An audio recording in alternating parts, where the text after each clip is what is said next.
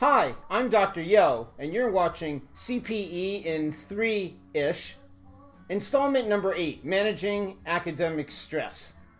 So, why this topic? Well, who doesn't go to school and experience some kind of stress, academic stress, or test anxiety? Many of us are familiar with the Race to Nowhere film that came out 6 or so years ago, and things have not gotten better. Why now for this topic? Well, it's the fourth quarter, and teachers tend to pile on most work at the end of the second semester when they realize, oh my gosh, I don't have enough grades in the grade book, or we haven't gotten through the curriculum I expected to, we really got to cram through. And standardized tests tend to pile up in May and June. Subject tests, AP exams, SATs, ACTs. It's a lot to manage.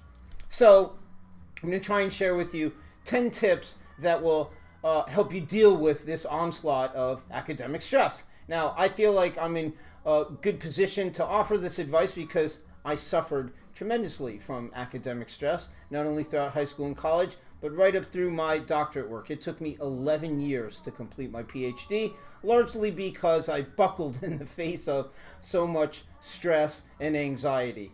And I also am in good position to talk about this because I deal with students all the time who come in and they sit right here in my office and talk about how difficult it is to get things done when they're so worried and stressed out all the time. So what can you do? Well, number one, don't worry, be happy.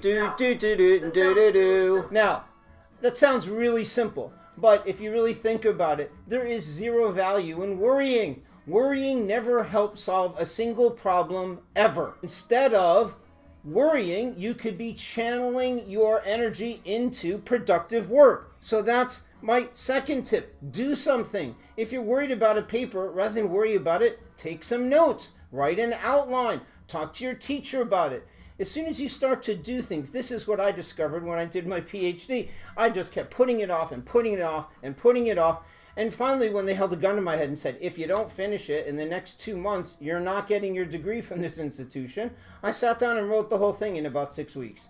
So I hemmed and hawed, and what I found is as soon as I got the ball rolling, it was so easy. So you need to do something.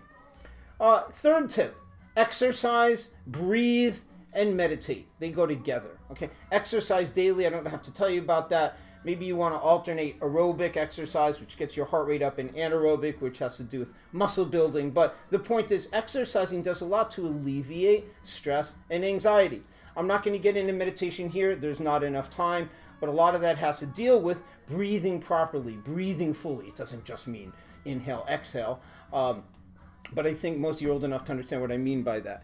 My next tip is recognize that thoughts are just thoughts. Usually worry and stress have to do with thought. I'm going to flunk this test. I'm not going to do well. This is going to kill my grade point average. My parents are going to be really upset. Those are all thoughts. And you can say thank you for sharing thought and let it go. Okay, I often think of the brain as kind of a big train station, and thoughts are the trains that pass through. Think of your brain as Grand Central Station. You don't have to jump on every train that passes through. Oh, here comes my pre-calculus train, and I know right where that's going. That's going to Worryville, Stressville, Anxietyville. I have no need to go there. Rather, I'm going to take out the book and study, or I'm going to call my geeky friend who can help me understand this, or I'll call Dr. Yo and see if he's available to help me study for the test. Okay. Tip number, whatever I'm up to, I don't know. Avoid stressed out people. Drama queens and drama kings. As soon as you see them, wave, smile, and then turn and go. Because nothing breeds stress like other stressed out people. Avoid them. Next one, team up. It's good to get your work done. It's easier, more fun, less anxiety producing to work in groups, even if it means just going to the library so you're surrounded by other people. Guess what? That's how it's done in college. Most people go to the library just so they see other people working like they are. So that's a good one. Next tip, eat less sugar, drink more water. That's all I'm going to say about that. Another stress reduction technique, listen to music, especially if you like loud music, turn it up. If no one's looking or people who love you, dance, right? Just ask my daughter. She likes to move to the groove and it de-stresses her. Next one. Take a break. Don't work yourself too hard, right? You take a break to sharpen your axe. You can chop a lot more wood with a sharp axe than with a dull axe. And axes get dull when you use them all day long and all night long.